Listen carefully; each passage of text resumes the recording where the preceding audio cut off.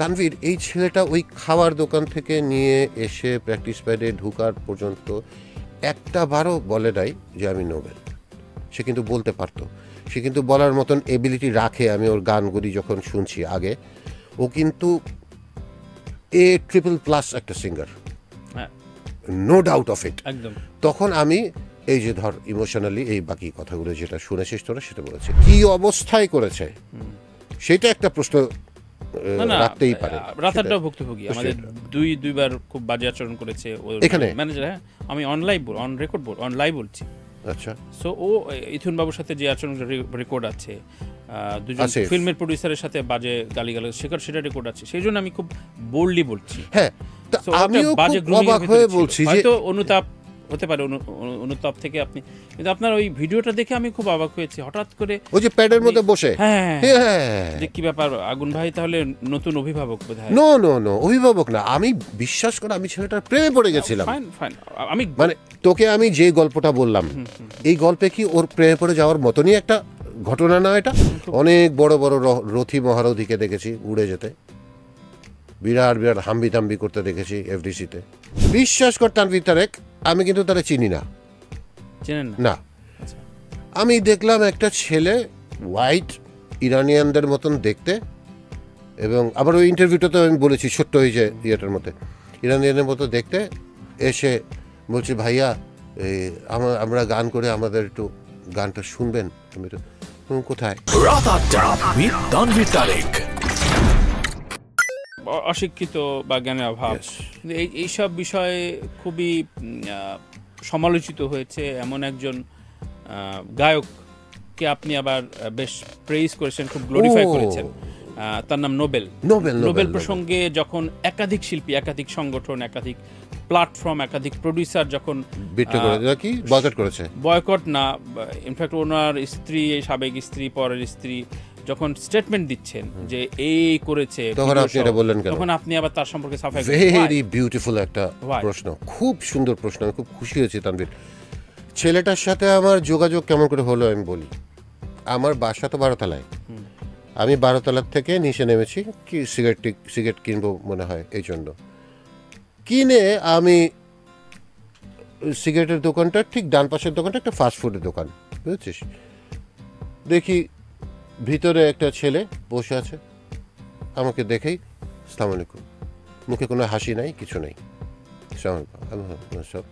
আমি সবার, কেউ হেসে আমাকে সালাম দেখ কি না দেখ, আমি খুব হাসি মুখে উত্তরটা দেই। বিশ্বাস কর তানভীর তারেক, আমি কিন্তু তারা চিনি না। না, আমি দেখলাম একটা ছেলে হোয়াইট ইরানিয়ানদের মতন দেখতে, এবং আবার ওই ইন্টারভিউটাতে আমি বলেছি ছোট্ট ওই যে ইয়েটার মধ্যে, ইরানিয়ানের মতো দেখতে এসে বলছি, ভাইয়া আমরা গান করে আমাদের একটু গানটা শুনবেন? আমি তো কোথায়? বলে যে প্র্যাকটিস প্যাডে আমরা রিহার্সাল প্র্যাকটিস করতেছি, আমাদের গানটা যদি একটু শুনতেন। এতটুক কথা। এই ছেলেটার কোনো কথা বললো না, বুঝছিস? ওর সাথে ছেলেটা আমাকে নিয়ে গেল। এই ছেলেটা মাইক্রোফোন স্ট্যান্ডটা নিয়ে দাঁড়ায় রয়েছে প্যাডে। কি নাম? নোবেল। প্র্যাকটিস প্যাডে দাঁড়িয়ে আছে। আমি বললাম, বসিস না কেন, বস। দেখলাম সাথে সাথে বসলো। মানে আমি বুঝলাম যে ও ওই বলাটার অপেক্ষায় ছিল যে ভাইয়া কখন বলবে বসতে, তারপরে বসবে। এই জিনিস আমাকে প্রথম অ্যাট্রাক্ট করলো। আরে এ তো লক্ষ্মী ছেলে, তো ভাইয়া গাইল তানভীর। আমি তো আকাশ থেকে পড়ছি ভাই, বুঝছিস? কি গায়, হ্যাঁ? এটা শোনার পর আমার মাথার মধ্যে তো ঢুকছে, আরে না জানি কি একটা জিনিস পাইলাম, এর তো গান রেকর্ডিং করতে হবে। বিশ্বাস কর তানভীর, আমার মাথায় এইগুলি ঘুরছে। রেকর্ডিং করতে হবে, দায়িত্ব নিতে চাই। গান শেষ, আমি কিবোর্ডিস্টের টাকায় বললাম, মাই গড, হোয়াট আ সিঙ্গার, এটা কে? বলে, ভাইয়া ওর নাম নোবেল। আমি নোবেল, হঠাৎ করে ক্লিক করলো, নোবেল মানে কি সেই নোবেল? আচ্ছা, আপনি হিস্ট্রি জানতেন? আমি কি, হ্যাঁ সবই জানি আমি তার সম্বন্ধে। সেই নোবেল?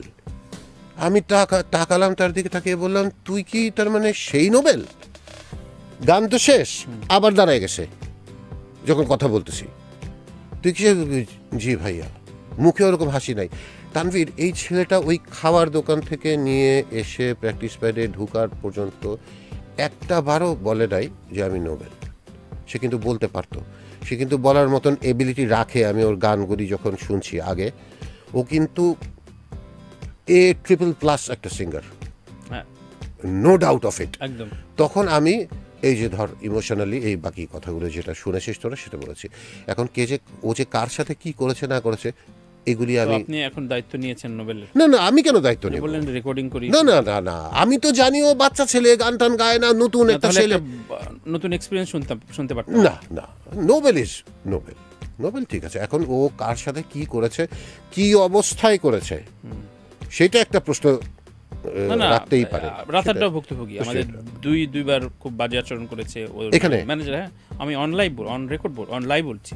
আচ্ছা, সো ও ইথুন বাবুর সাথে যে আচরণ রেকর্ড আছে, দুজন ফিল্মের প্রোডিউসারের সাথে বাজে গালিগালাজ সেটা রেকর্ড আছে, সেই জন্য আমি খুব বোল্ডলি বলছি। হ্যাঁ, আমিও খুব অবাক হয়ে বলছি যে হয়তো অনুতাপ হতে পারে, অনুতাপ থেকে আপনি, কিন্তু আপনার ওই ভিডিওটা দেখে আমি খুব অবাক হয়েছি। হঠাৎ করে ওই যে প্যাডের মধ্যে বসে, হ্যাঁ, যে কি ব্যাপার, আগুন ভাই তাহলে নতুন অভিভাবক বোধহয়। নো নো নো, অভিভাবক না, আমি বিশ্বাস করে আমি ছেলেটার প্রেমে পড়ে গেছিলাম।